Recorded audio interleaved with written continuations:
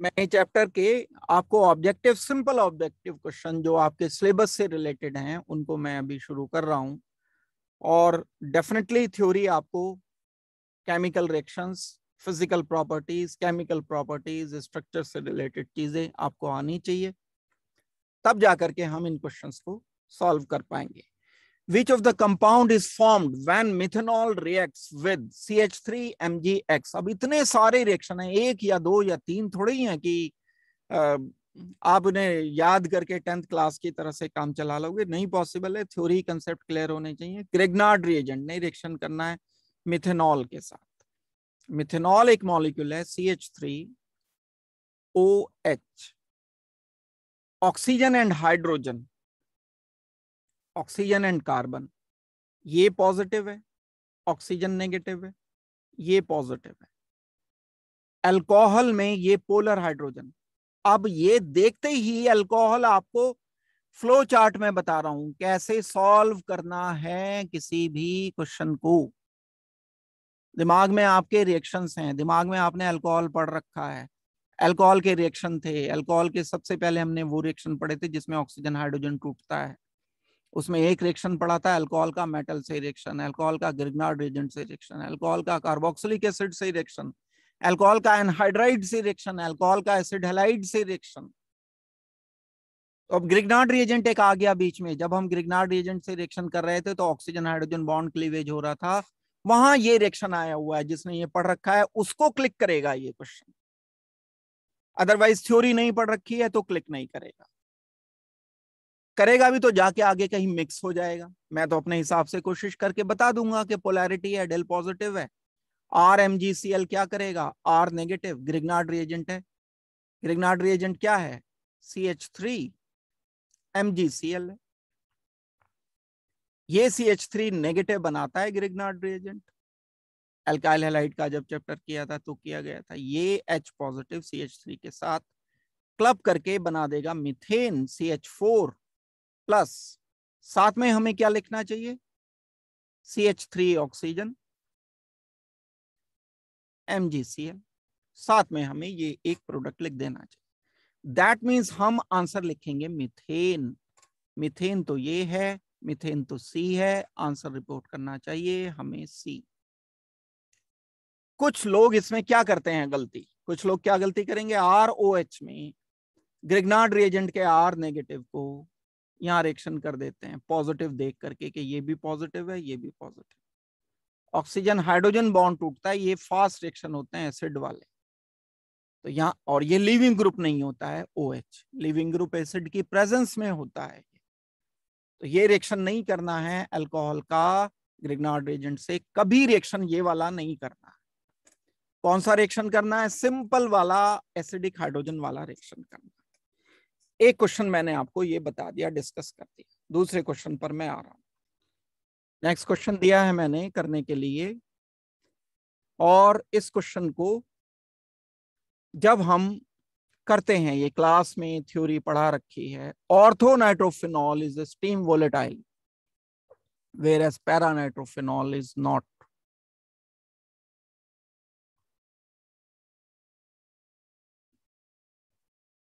Ortho nitrophenol ये है जो within the molecule intramolecular hydrogen bonding करता है। Para nitrophenol hydrogen bonding within the molecule नहीं करता, दो डिफरेंट मॉलिक्यूल में हाइड्रोजन बॉन्डिंग होती है।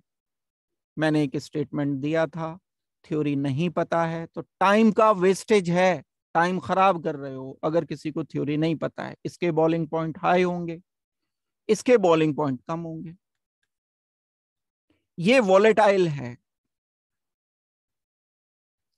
ये non volatile. Ortho nitro and para nitro को हमने तब पढ़ा था जब फिनॉल को डाइल्यूट नाइट्रिक एसिड के साथ रिएक्शन कर। ये वाली हाइड्रोजन बॉन्डिंग इंट्रामोलिकुलर होती है, ये इंटरमोलिकुलर हाइड्रोजन बॉन्डिंग होती है।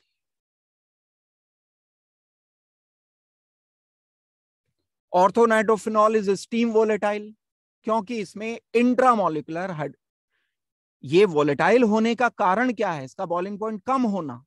कम क्यों है बॉइलिंग पॉइंट? क्योंकि इसके दो मॉलिक्यूल के बीच में हाइड्रोजन बॉन्डिंग नहीं हो रही है। तो जो ऑर्थोनाइट्रोफिनॉल है वो स्टीम वोलेटाइल इसलिए है क्योंकि वो इंट्रामॉलिक्यूलर हाइड्रोजन बॉन्डिंग शो कर पा रहा है। ऑर्थोनाइट्रोफिनॉल में हाइड्रोजन बॉन्डिंग इंट्रामॉलिक्यूलर, पैरानाइट्रोफिनॉल में इंटरमॉलिक्यूलर हाइड्रोजन बॉन्डिंग। तो हमारा आंसर होगा intramolecular hydrogen bonding present in orthonitrophenol. ये है आंसर ए। पैरानाइट्रोफिनॉल में तो इंट्रा नहीं होगी, इंटरमॉलिक्यूलर होगी। नन ऑफ दीज नहीं है आंसर। इंटरमॉलिक्यूलर हाइड्रोजन बॉन्डिंग ये तो दिया ही नहीं इन्होंने, ये तो बिल्कुल पूरी तरह से गलत है कि किस में, ऑर्थो में या पैरा में।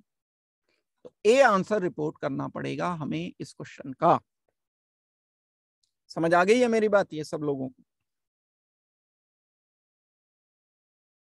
इस क्वेश्चन का आंसर रिपोर्ट किया जाएगा ए।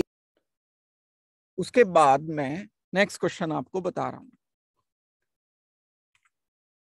टिपिकल टाइप के क्वेश्चन सेलेक्ट करके दे रहा हूं मैं। ये जो क्वेश्चंस हैं बिल्कुल फोकस करके जो सिलेबस में लिखी हुई चीजें हैं उन्हीं पर, इधर उधर से क्वेश्चन नहीं, हटा दिए सारे मैंने क्वेश्चन जो फालतू थे। Phenol is less acidic, phenol acid है। क्यों एसिड है फिनॉल? क्योंकि फिनॉल का ये H हटता है। जब ये H हटेगा तो चार्ज आएगा इस पर नेगेटिव, फिनॉक्साइड आयन बन जाएगा, ऑक्सीजन नेगेटिव बन जाएगा, प्लस साथ में H पॉजिटिव अलग होगा। ये नेगेटिव जो बना वो रेजोनेंस करके स्टेबल है, क्योंकि स्टेबल है तो ये एसिड है फिनॉल। अब हमसे पूछा है कि किससे कम एसिडिक? एसिडिक एसिड से कम है क्या? C double bond oxygen OH।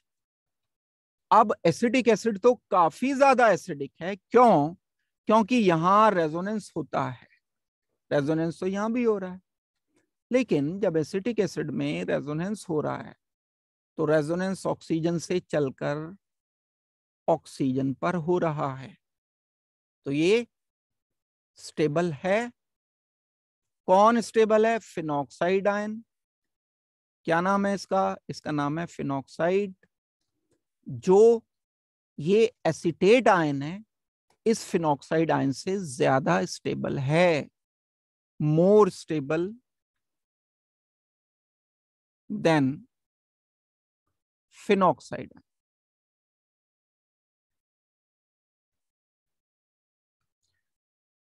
क्यों है फिनॉक्साइड आयन से ज्यादा स्टेबल? क्योंकि फिनॉक्साइड आयन में रेजोनेंस ऑक्सीजन से कार्बन पर होता है, कार्बन इज लेस इलेक्ट्रोनेगेटिव, जबकि यहां रेजोनेंस ऑक्सीजन से ऑक्सीजन पर होता है। तो ज्यादा स्टेबल, ज्यादा acidic, acidic acid is more acidic. वही बात पूछी है, phenol is less acidic then acetic acid, answer तो आ गया। ये ज्यादा एसिडिक है, phenol is less acidic then acetic acid से ज्यादा, एसिटिक एसिड ज्यादा एसिडिक है, फिनॉल कम है। अब हम पैरानाइट्रोफिनॉल चेक करते हैं। पैरानाइट्रोफिनॉल एक ऐसा मॉलिक्यूल है जिसमें OH के पैरा पोजीशन पर NO2 ग्रुप लगा हुआ है। ये H हटेगा, जब ये H हटेगा तो चार्ज आएगा नेगेटिव। क्या करना है मुझे? नेगेटिव चार्ज की स्टेबिलिटी को चेक करना है। जब मैं नेगेटिव की स्टेबिलिटी को देखूंगा तो ये नेगेटिव इलेक्ट्रॉन विड्रॉइंग ग्रुप के कारण ज्यादा स्टेबल हो गया इस फिनॉक्साइड के कंपैरिजन में। पैरा, देखो ये जो बातें मैं लिख रहा हूं जो आप नहीं लिखते हो, जो जिसका नतीजा भुगतना पड़ता है, यही काम की बातें हैं। Para nitro phenoxide is more acidic than phenoxide, is more stable, acidic नहीं, is more stable than phenoxide। ये ज्यादा स्टेबल है, इस NO2 की वजह से, क्योंकि ये EW ग्रुप इलेक्ट्रॉन विड्रॉइंग, जिन लोगों को पता है वो जानते हैं, इलेक्ट्रॉन विड्रॉइंग ग्रुप स्टेबिलिटी को बढ़ा देता है। स्टेबिलिटी बढ़ेगी तो एसिडिक बिहेवियर बढ़ जाएगा। अगर एसिडिक भी, this is also more acidic than phenol, ये भी ज्यादा एसिडिक निकल गया। Both A and B, answer बिल्कुल ठीक है यही। नन ऑफ दीज तो नहीं होगा। एसिडिक एसिड भी ज्यादा एसिडिक है फिनॉल से, नाइट्रोफिनॉल भी ज्यादा एसिडिक है किससे? फिनॉल से। मीन्स आंसर होना चाहिए हमारा सी। बड़ा इंपॉर्टेंट क्वेश्चन है, तो हमें आंसर रिपोर्ट करना है सी। आगे बढ़ो, नेक्स्ट क्वेश्चन देखो। The strongest acid among the following aromatic compounds, orthonitrophenol, orthonitrophenol OH, N double bond oxygen, coordinate bond oxygen. Paranitrophenol, NO2 group क्या है? Electron withdrawing. Electron withdrawing group क्या करते हैं? एसिड स्ट्रेंथ बढ़ाते हैं। बार बार, कितनी बार एक बात को बताया है, दोबारा से बता रहा हूं, जब कोई R पर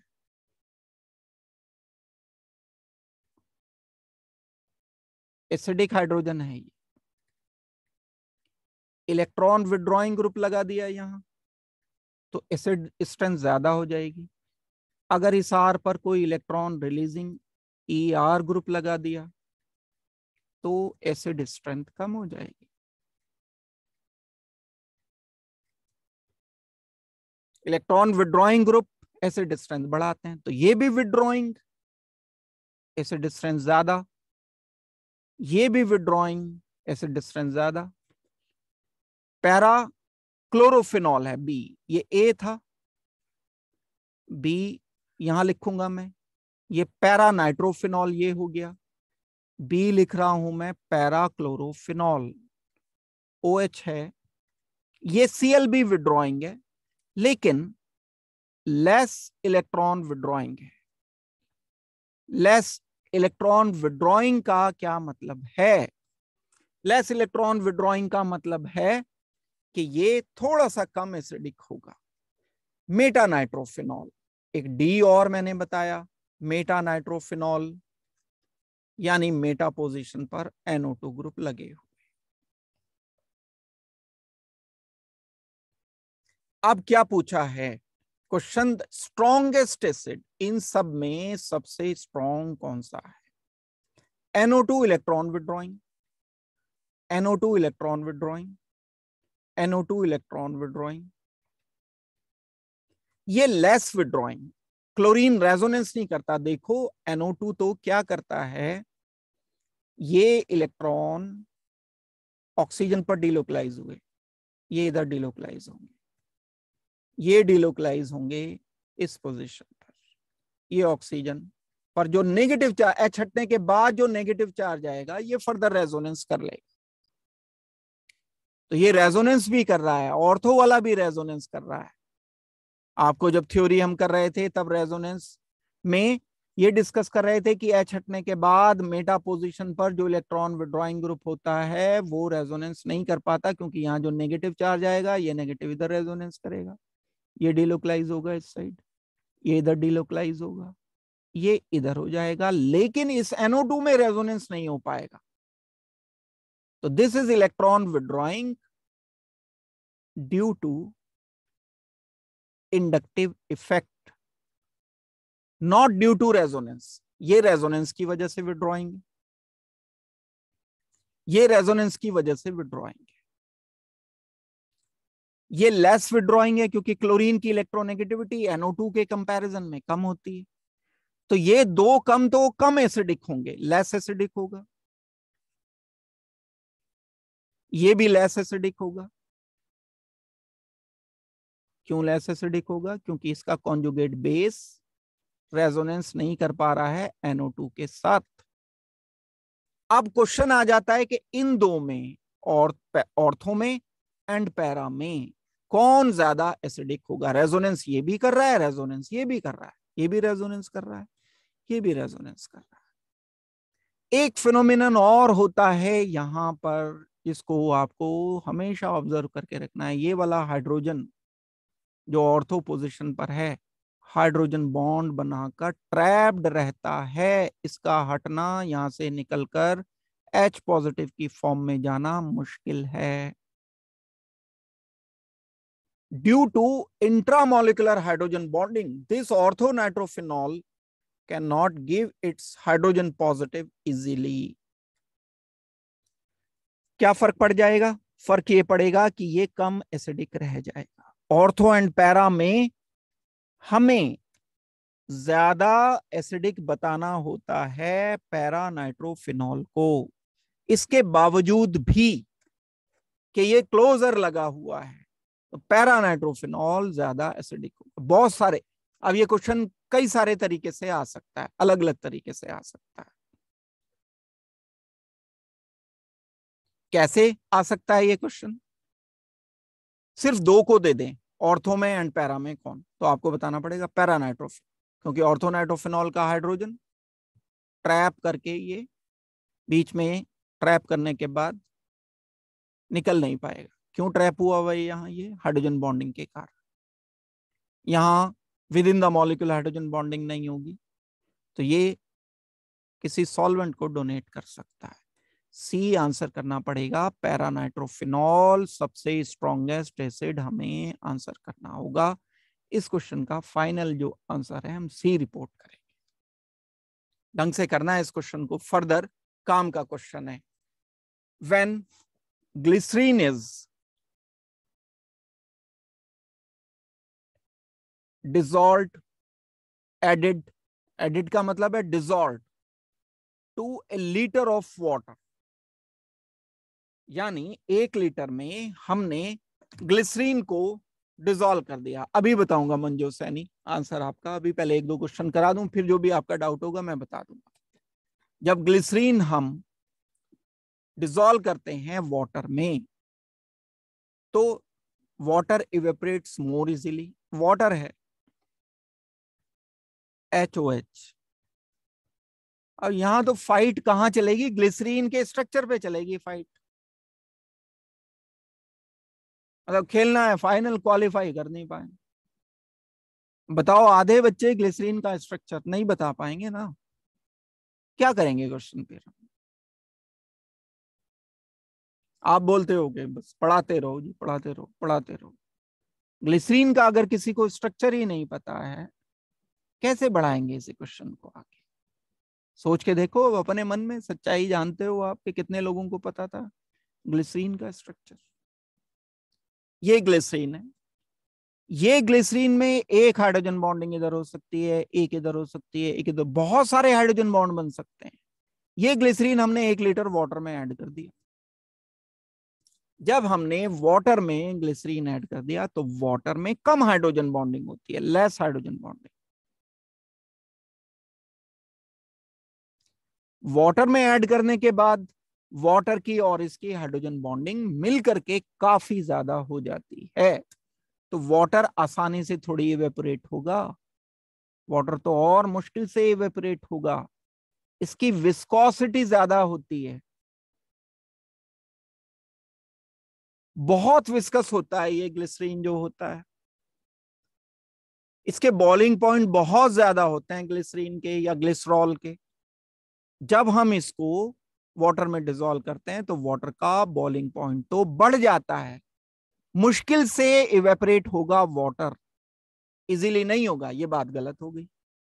the temperature of water increased, ये बात अगर हम सोचते हैं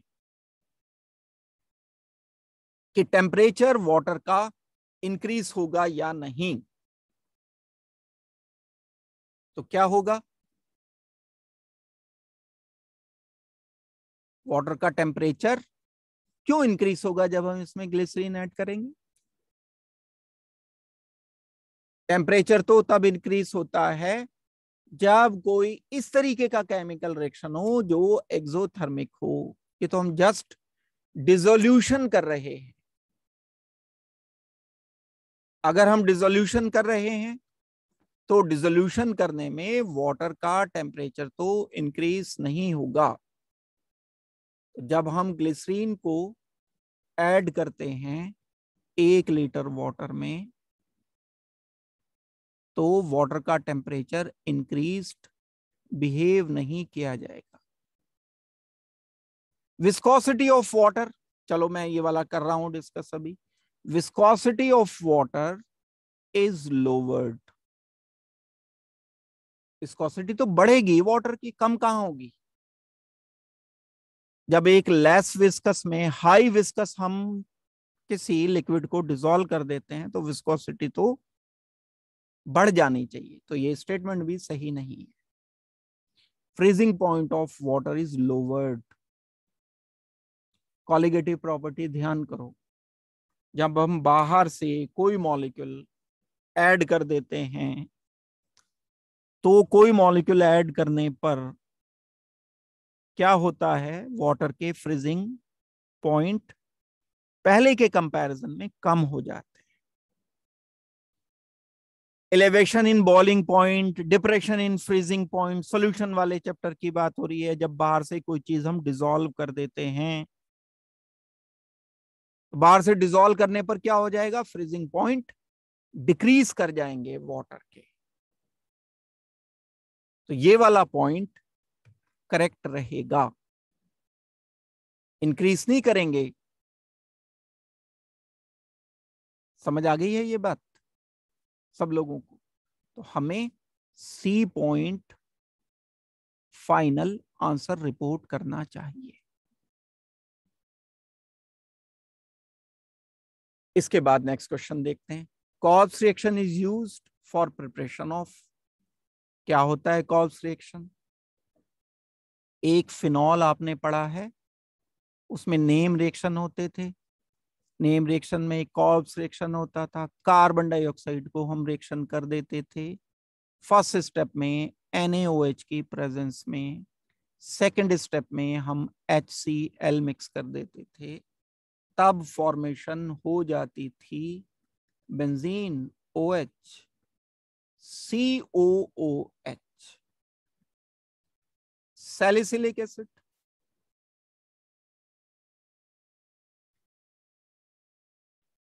सैलिसिलिक एसिड मॉलिक्यूल जो होता है ऑर्थो हाइड्रोक्सी बेंजोइक एसिड कहलाता है, ये बन जाता है। अब कॉल्स रिएक्शन का जब आप एनालिसिस करोगे, याद रखोगे, तो salicylic acid answer. Calls reaction is use for preparation of. Phenol तो इस्तेमाल करते हैं हम, प्रिपरेशन तो सैलिसिलिक एसिड की होती है। सैलिसल्डिहाइड तो रिमर्टेमन रिएक्शन में बनता है।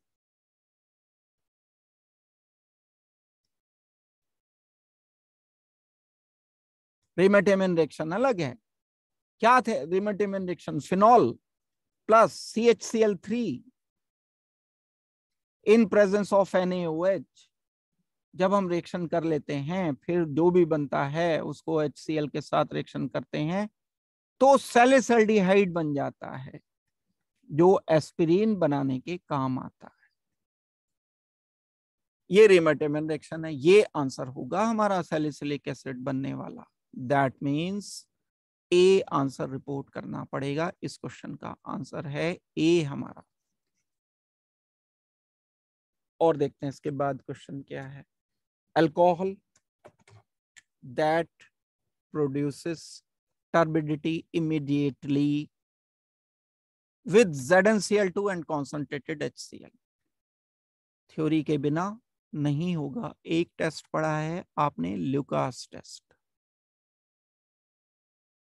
Lucas test is used for distinction of primary, secondary and tertiary alcohol. Alcohol.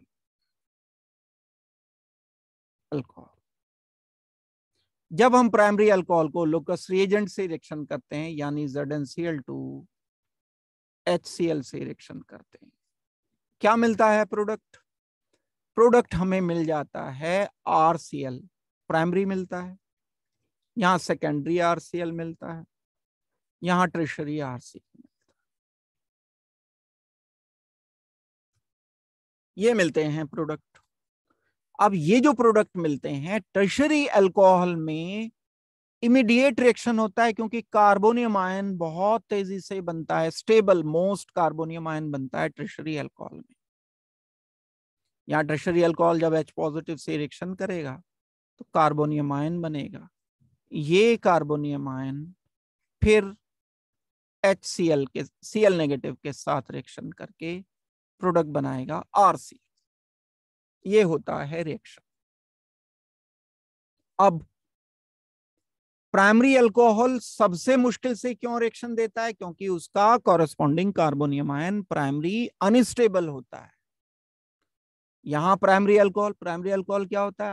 RCH2OH।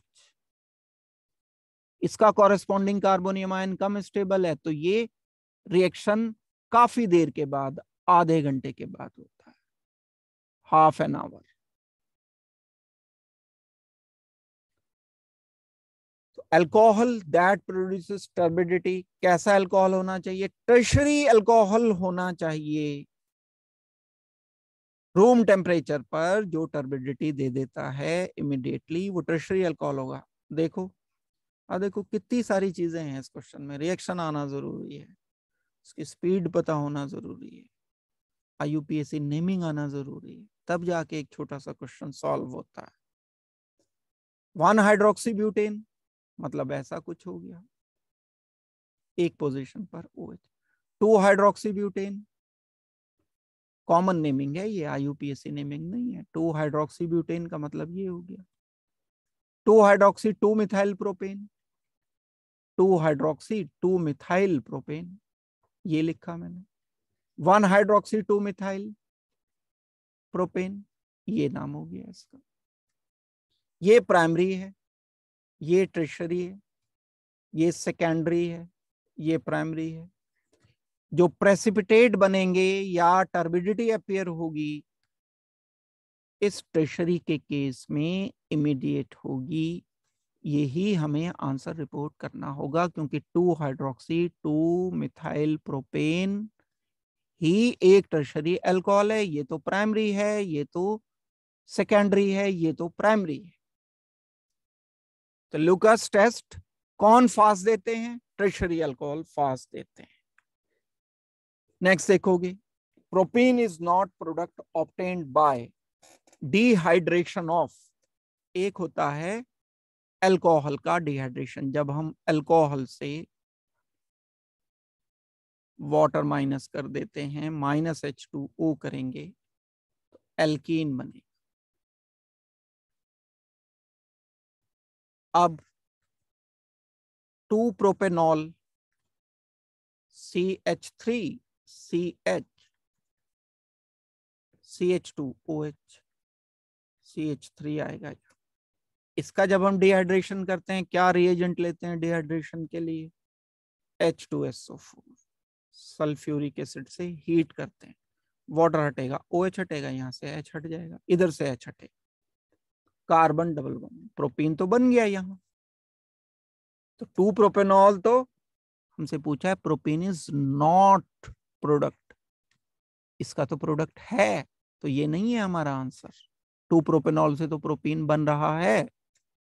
1 propanol से बनाने की कोशिश करते हैं, 1 प्रोपेनॉल मॉलिक्यूल, प्रोपेन 1 ऑल को जब H2SO4 से हीट करोगे आप तो भी प्रोपीन बनेगा। हमसे तो पूछा है नॉट, ये भी आंसर नहीं है। प्रोपेनल, ये क्या चीज होती है? सी पार्ट में प्रोपेनल मींस एल्डिहाइड। भाई इसका तो डिहाइड्रेशन हम कर ही नहीं सकते। किस चीज का करते हैं डिहाइड्रेशन? अल्कोहल का करते हैं।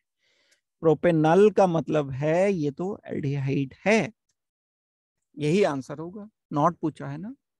एन प्रोपाइल अल्कोहल क्या चीज है? D part, N propyl alcohol मतलब ऐसा कुछ।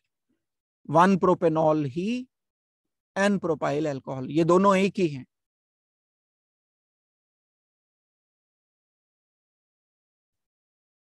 एन प्रोपाइल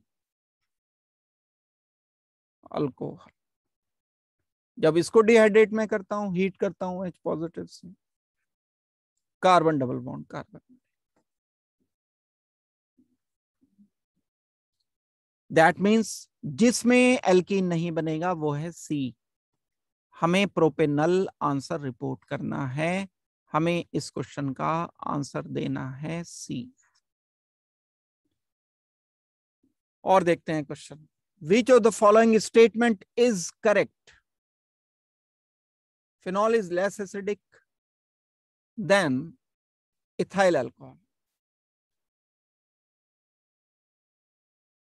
फिनॉल तो ज्यादा एसिड होता है भाई, क्योंकि फिनॉल जब ऑक्सीजन नेगेटिव बनाएगा फिनॉक्साइड आयन बनाएगा।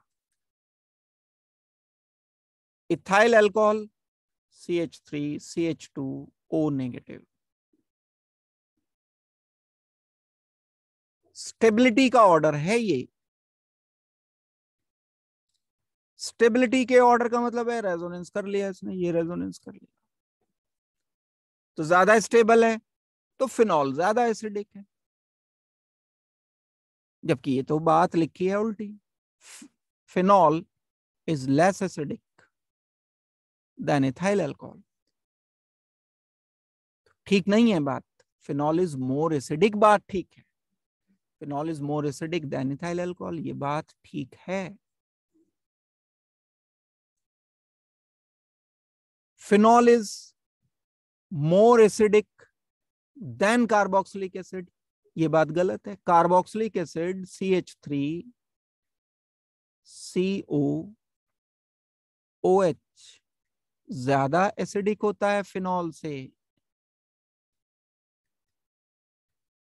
ये तो उल्टा लिखा है, फिनॉल इज मोर एसिडिक, जबकि फिनॉल होता लेस एसिडिक है। ये है ट्रू बात, तो ये बात भी गलत है। Phenol is more acidic then carbonic. Carbonic acid क्या है? H2CO3। H2CO3 क्या होता है? C double bond oxygen. जब इससे एक H हटा दोगे आप OH, ये है कार्बोनिक एसिड। ये एसिडिक हाइड्रोजन, H हटा दो, C double bond oxygen, OH, oxygen negative बना दो।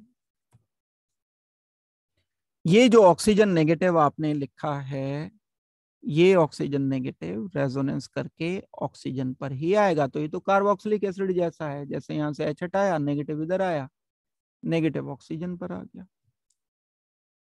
तो कार्बोनिक एसिड तो फिनॉल से ज्यादा एसिडिक रहेगा। जो सही बात है वो ये है, फिनॉल लेस एसिडिक है कार्बोनिक एसिड। H2CO3। तो जो सही ऑर्डर है, तीन चीजें यहां दी हैं जो बिल्कुल एक्यूरेट ऑर्डर है, वो मैं लिख रहा हूं। फिनॉल वीक एसिड होता है, उससे ज्यादा एसिडिक होता है H2CO3, उससे ज्यादा एसिडिक होता है CH3COH, उससे ज्यादा एसिडिक होता है HCl वगैरह, H2SO4 HCl। फिनॉल से कम एसिडिक होता है अल्कोहल, ROH। ये ऑर्डर एसिड स्ट्रेंथ का याद रखना है और समझ के याद रखना। रीजन मैंने क्या बताया? H हटाया, ऑक्सीजन पर नेगेटिव, रेजोनेंस नहीं। फिनॉल में ऑक्सीजन नेगेटिव, रेजोनेंस कर रहा है। कार्बोनिक एसिड में ऑक्सीजन से ऑक्सीजन पर रेजोनेंस हो रहा है। एसिडिक एसिड में ऑक्सीजन से ऑक्सीजन पर रेजोनेंस हो रहा है। ये रखना है हमें अपना आंसर। दैट मीन्स सही स्टेटमेंट है phenol is more acidic then ethyl alcohol. Alcohol से ही तो ज्यादा आया ना ये सही स्टेटमेंट है। ROH से फिनॉल ज्यादा, मोर एसिडिक, बी है सही। बाकी तो ये गलत लिखे हैं। That means answer is B. बहुत क्वेश्चन मिलेंगे एसिड बेस पर। एनसीईआरटी में बहुत डिटेल से दिया एसिड बेस, पढ़ना एनसीईआरटी को। चैप्टर 11 यूनिट 11 जब पढ़ोगे तो उसमें कई पेजेस पर एक्सप्लेन किया है एसिड बेस कंसेप्ट को। Boiling point of alcohol is comparatively higher than corresponding alkanes. बड़ा सिंपल क्वेश्चन है। अल्कोहल क्या होते हैं? ROH। ROH क्या करेगा? दूसरे ROH से हाइड्रोजन बॉन्डिंग बनाएगा। क्यों बनाएगा हाइड्रोजन बॉन्डिंग? क्योंकि ये polar hydrogen del negative del positive interact करता है। ये पोलर हाइड्रोजन जब इंटरेक्शन करेंगे एक दूसरे के साथ तो क्या करेंगे? इंटरमॉलिक्यूलर फोर्स बढ़ गई तो बॉइलिंग पॉइंट इनके हाई होंगे। कौन सी हाइड्रोजन बॉन्डिंग है ये? इंटरमॉलिक्यूलर।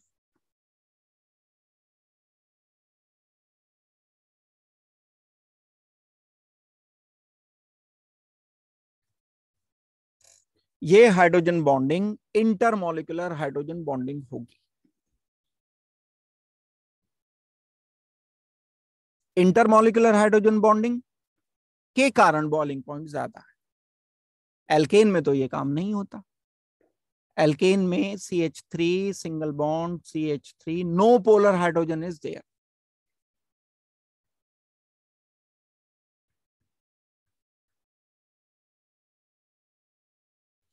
अगर पोलर हाइड्रोजन नहीं है तब ये इंटरेक्शन नहीं कर पाएगा, हाइड्रोजन बॉन्डिंग नहीं बना पाए। क्यों अल्कोहल के बॉइलिंग पॉइंट ज्यादा है? क्योंकि इंटरमॉलिक्यूलर हाइड्रोजन बॉन्डिंग बनाता है। इंट्रा नहीं, विद इन द मॉलिक्यूल थोड़ी बना रहा है, दो डिफरेंट मॉलिक्यूल्स के बीच में। इंट्रा तो विद इन द मॉलिक्यूल होता है। तो हम आंसर लिखेंगे intermolecular hydrogen bonding. Volatile nature तो एल्केन का ज्यादा है। Alkane is more volatile. Alcohol तो कम वोलेटाइल होते हैं एल्केन के कंपैरिजन में। अल्कोहल वोलेटाइल होते हैं लेकिन एल्केन के कंपैरिजन में कम। तो आंसर हमें लिखना चाहिए ए।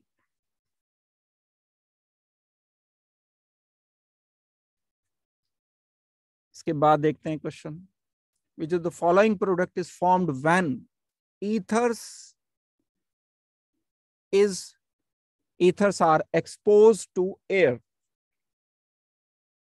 ये अभी ईथर क्लास में कराना बाकी है लेकिन फिर भी मैं ये आपको बता देता हूं। आएगा ये रिएक्शन जब हम ईथर करेंगे। CH3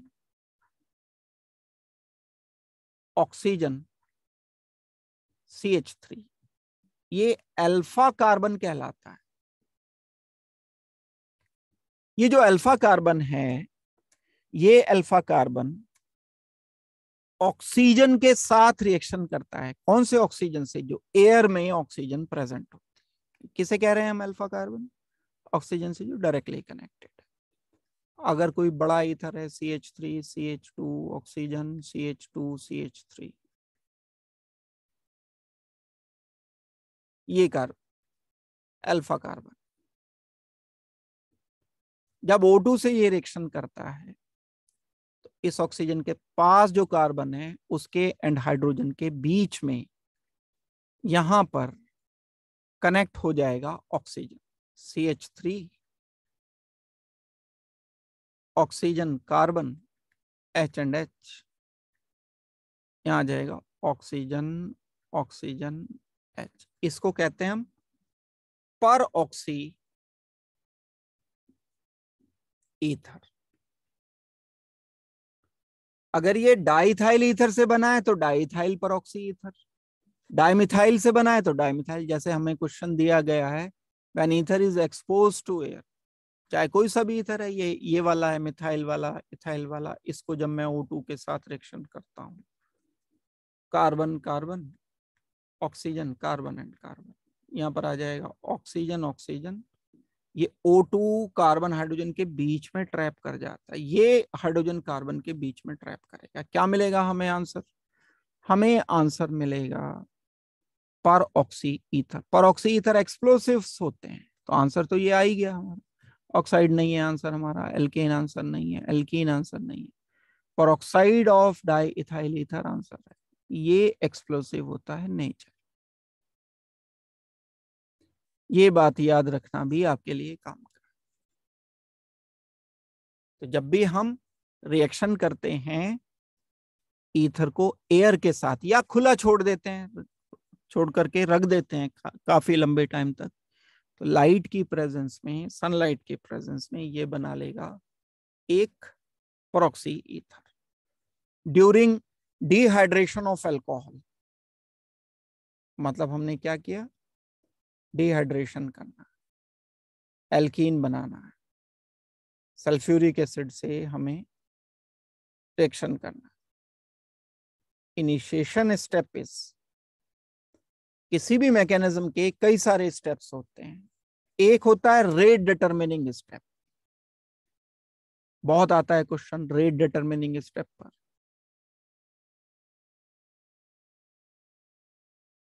और ये मैकेनिज्म एनसीईआरटी में गिवन है, जिसकी बात हो रही है।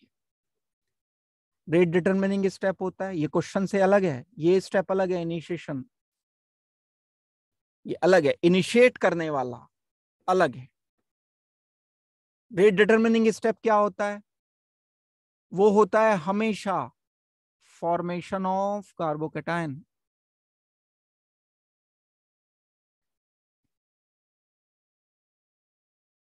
सबसे स्लो स्टेप होता है, स्लोवेस्ट। अब देखो इसमें जब हम डिहाइड्रेशन करते हैं तो डिहाइड्रेशन कैसे होता है, जैसे इथेनॉल लिया मैंने, CH3 CH2OH, ये अल्कोहल था, इसमें मैंने सल्फ्यूरिक एसिड ऐड किया,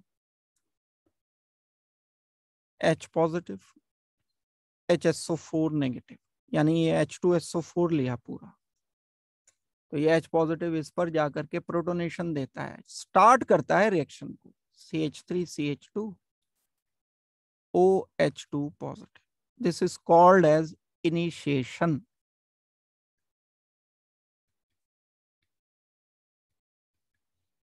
इनिशिएट हुआ, अब इनिशिएट होने के बाद ये क्या करेगा, CH3 CH2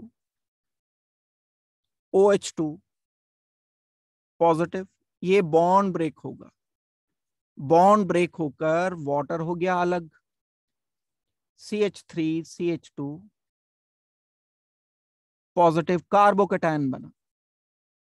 ये स्टेप जो होता है कंपैरेटिवली डिफिकल्ट स्टेप होता है, ये स्टेप जो होता है वो इजी स्टेप है, फास्ट स्टेप है, और अलग टाइप के क्वेश्चन अगर मिले आपको, ये डिफिकल्ट है, ये स्लो स्टेप है।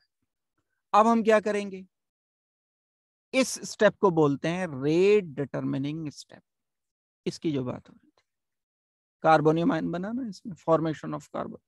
थर्ड स्टेप क्या होता है, CH3 CH2 positive will lose H positive, -H positive ये करेगा, कहां से, इस पोजीशन से।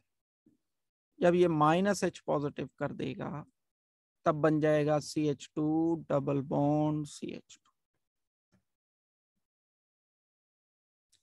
तो ये 3 स्टेप्स हैं, पहला इनिशिएशन, दूसरा रेट डिटरमिनिंग, तीसरा लॉस ऑफ प्रोटॉन।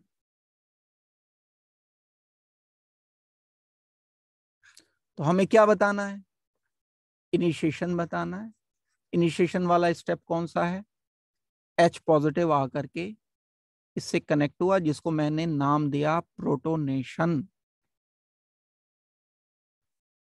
क्या मतलब प्रोटोनेशन का, प्रोटॉन अल्कोहल से कंबाइन कर गया, तो protonation of alcohol molecule is chain initiation step, ए करना पड़ेगा। कार्बोकेटायन अगर आपसे पूछा जाता रेट डिटरमिनिंग स्टेप RDS, तब बोलते। Elimination of water is basically carbonium ion formation, ये भी RDS, एस्टर तो बनता नहीं है इसमें। ए आंसर रिपोर्ट करना है हमें। Phenol is less acidic, options अलग हैं, क्वेश्चन अभी आया था ये फिनॉल इज लेस एसिडिक, उसके ऑप्शंस अलग थे। आप 10 क्वेश्चन बना लो फिनॉल इज लेस एसिडिक लिख करके, ऑप्शंस चेंज हो जाएंगे। फिनॉल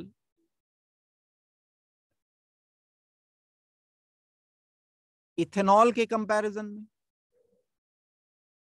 ज्यादा एसिडिक है, मिथेनॉल के कंपैरिजन में फिनॉल ज्यादा एसिडिक है।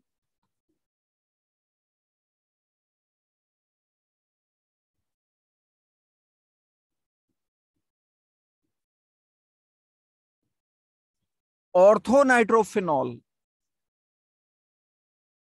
ए है, ये बी है, सी है। फिनॉल के कंपैरिजन में ऑर्थोनाइट्रोफिनॉल तो ज्यादा ही होगा भाई, पैरानाइट्रोफिनॉल से ही तो कम था ये OH, NO2 ग्रुप ये लगा हुआ है। ठीक है, ये हाइड्रोजन बॉन्डिंग करके ट्रैप हो जाता है, बट स्टिल फिनॉल के कंपैरिजन में तो ये ज्यादा होगा, पैरानाइट्रो से ये कम होगा। ये ऑर्डर अगर पैरा होता मान लो तो हम ऐसा ऑर्डर लिखते।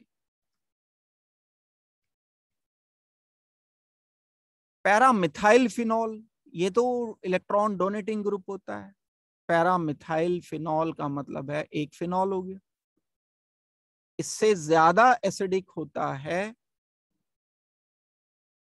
पैरा पोजीशन पर अगर OCH3 ग्रुप लगा हो तो। ये डोनर है, इलेक्ट्रॉन डोनर क्या कर देते हैं, एसिड स्ट्रेंथ को कम कर देते हैं।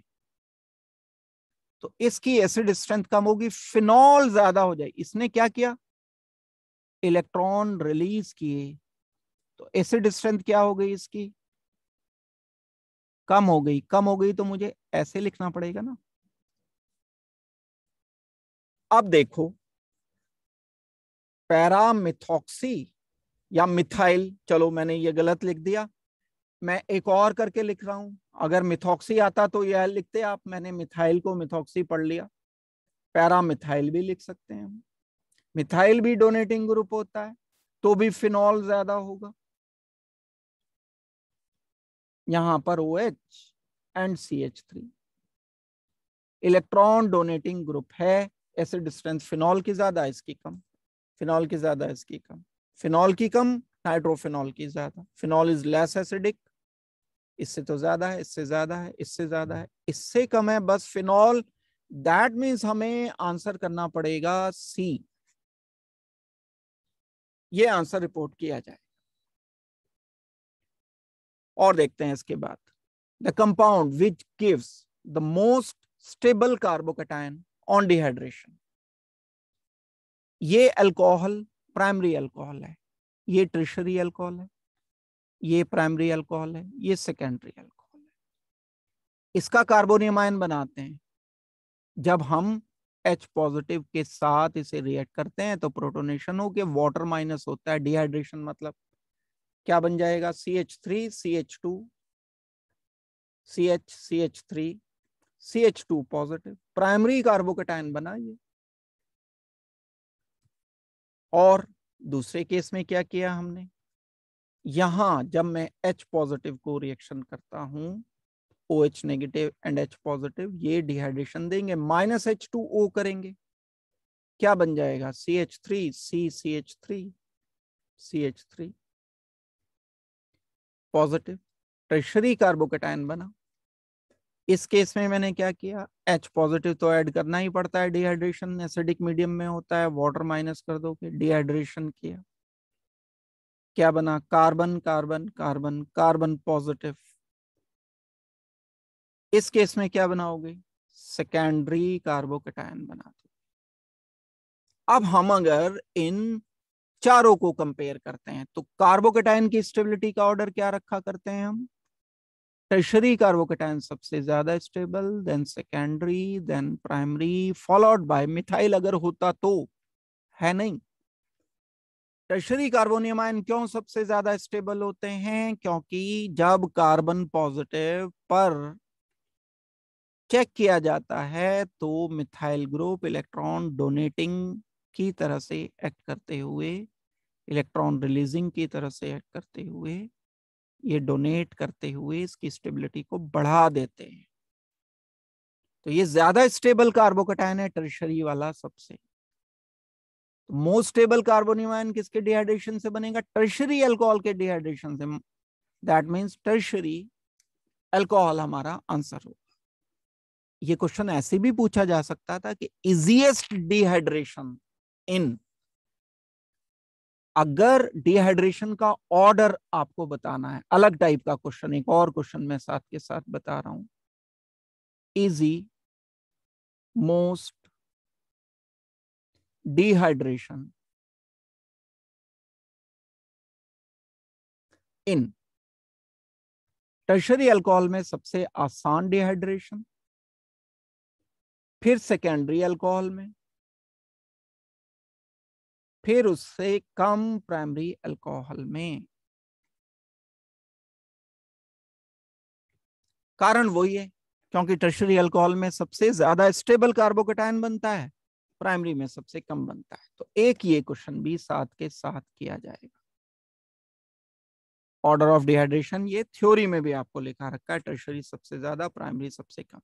Sodium phenoxide react with carbon dioxide at 400 Kelvin at 4 to 7 atmospheric pressure to give, अब कभी नाम से दे दिया, ये कॉल्स शेमेट रिएक्शन दिया था अभी, कॉल्स रिएक्शन, अब ये इन्होंने रिएजेंट दे दिए। यहां फिनॉल रिएक्शन करता है ना, पहले किससे करता है, NaOH CO2 से करता है ना,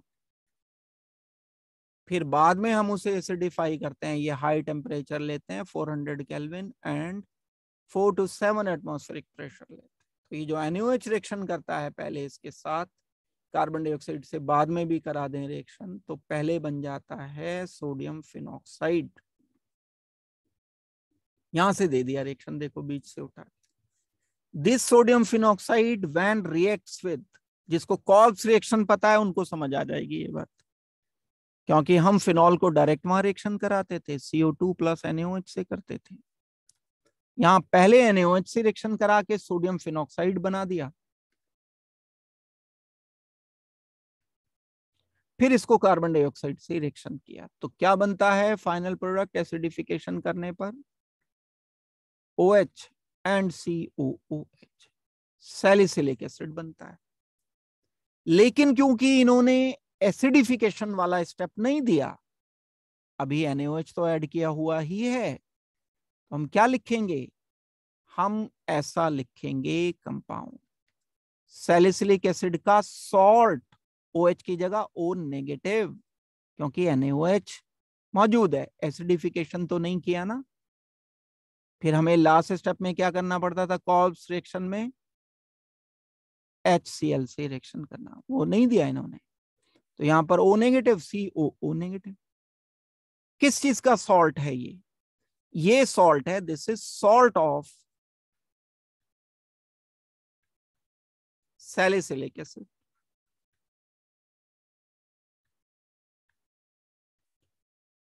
क्या बोलते हैं सॉल्ट को, 8 लगा के बोल देते हैं, salicylic acid salicylate, that means NaOH के साथ यहां पर O नेगेटिव की जगह मुझे फाइनली क्या लिखना पड़ेगा, ONa लिख देना पड़ेगा, ONa लिख देना पड़ेगा, COONA। तो ये हो गया सोडियम सैलिसाइलेट, ये जो लिखा है, नाम की पहचान होनी जरूरी है। आंसर रिपोर्ट करेंगे हम ए। एल्डिहाइड तो बनता नहीं भाई, रिएक्शन याद करो पहले, कॉल्स रिएक्शन, पहले कॉल्स रिएक्शन पढ़ोगे तब आइडिया क्लिक करेगा दिमाग के अंदर। अगर मटेरियल होगा कुछ तभी तो आइडिया आएगा ना। पोएट्री अगर किसी को लिखनी है तो लैंग्वेज तो आनी चाहिए ना। मेरे दिमाग में फ्रेंच पोएट्री तो नहीं आ सकती, मैं फ्रेंच नहीं जानता, मेरे दिमाग में जो पोएट्री आएगी, जो शब्द मैं जानता हूं वही तो आएगा ना। कॉल्स रिएक्शन है नहीं, प्रोसेसर घुमाना चाहते हो आपके जी, बस सॉल्व हो जाए क्वेश्चन, कहां से हो जाएगा। कॉल्स रिएक्शन दिमाग में होगा तो देखते ही पता चल जाएगा कि सैलिसिलिक एसिड से मिलता जुलता है कुछ। ये कार्बन डाइऑक्साइड, अब इन्होंने थोड़ा सा किनारे लगा करके दिया है क्वेश्चन ना सर, कॉल्स रिएक्शन में लिख देते CO2 NaOH followed by H positive, सबको क्लिक कर जाना था। क्वेश्चन का लेवल थोड़ा सा ऊपर उठाया, ऐसे ही ऑब्जेक्टिव में बहुत वेरिएशन हो सकते हैं, एक क्वेश्चन के कितने ही बन जाते हैं क्वेश्चन, आसान से आसान, मुश्किल से मुश्किल। Order of stability of carbonium ion, अभी हम डिस्कस कर रहे थे टर्शरी कार्बोनियम आयन सबसे स्टेबल होता है, then secondary, then primary, then methyl. कारण भी पता है आपको, कार्बन पॉजिटिव सबसे ज्यादा स्टेबल टर्शरी में इसलिए है क्योंकि ये CH3 इलेक्ट्रॉन डोनेटिंग ग्रुप होते हैं। इलेक्ट्रॉन डोनेट करता है तो क्या होगा, पॉजिटिव चार्ज कम हो जाएगा। ये CH3 इलेक्ट्रॉन डोनेट करेगा तो पॉजिटिव चार्ज कम हो जाएगा, CH3 इलेक्ट्रॉन डोनेट करेगा तो पॉजिटिव चार्ज कम हो जाएगा, स्टेबिलिटी बढ़ जाएगी। तो सबसे ज्यादा टर्शरी ब्यूटाइल यही है, टर्शरी ब्यूटाइल। ये कौन सा है, टर्शरी ब्यूटाइल, कौन सा ये टर्शरी है। फिर आइसोप्रोपाइल, आइसोप्रोपाइल किसे कहते हैं, आइसोप्रोपाइल को ही कहते हैं, CH3 पॉजिटिव। उससे कम कौन सा होगा, primary, CH3 CH2 positive. Ethyl carbocation, इससे कम कौन सा होगा, मिथाइल CH3 पॉजिटिव। ये आंसर है, tertiary butyl, isopropyl, ethyl, methyl. बहुत इंपॉर्टेंट प्रॉब्लम है, यहां नहीं आएगी, मेंस में आ जाएगी। ये ऑर्डर स्टेबिलिटी का भी है, यही ऑर्डर डिहाइड्रेशन ऑफ अल्कोहल का भी है। टर्शरी सबसे ज्यादा, फिर सेकेंडरी, फिर प्राइमरी। ऑर्गेनिक कंपाउंड एक गिवन है, A react with sodium metal, compound B बन गया। B on heating with concentrated sulphuric acid, diethyl ether. तो जो ये कंपाउंड ए है वो तो अल्कोहल रहा होगा ना भाई। अल्कोहल को जब हम सल्फ्यूरिक एसिड से रिएक्शन करते हैं H2SO4 से, तो दो ही तो रिएक्शन होते थे, सल्फ्यूरिक एसिड का अल्कोहल से रिएक्शन, दो टाइप के, इंटरमोलिकुलर डिहाइड्रेशन, इंट्रामोलिकुलर डिहाइड्रेशन, या तो एल्कीन या ईथर। अब इन्होंने ईथर दे दिया तो मतलब अल्कोहल है, ये कोई सा भी अल्कोहल हो सकता है, वो एक अलग बात है। तो ये कंपाउंड जो ए है, A must be alcohol. An organic compound A यानी alcohol reacts with sodium metal. अब इस ए को यानी अल्कोहल को रिएक्शन करा दो सोडियम मेटल के साथ। इतनी बार पढ़ा चुके हैं, H हटेगा, सोडियम यहां कनेक्ट हो जाएगा, carbon carbon ONA, sodium alkoxide answer आना चाहिए। A एंड B आर, ये तो B है एल्कोक्साइड, A अल्कोहल है, यानी ये H, ये होंगे सेम, अलग अलग तो नहीं हो सकते ना। ये जो अल्काइल ग्रुप, ये यहां इन्होंने कंफ्यूज कर दिया, ये मिथेनॉल, ये हमें क्या लिखना चाहिए, N organic compound react with sodium metal, form B on heating with concentrated H2SO4, A gives diethyl ether.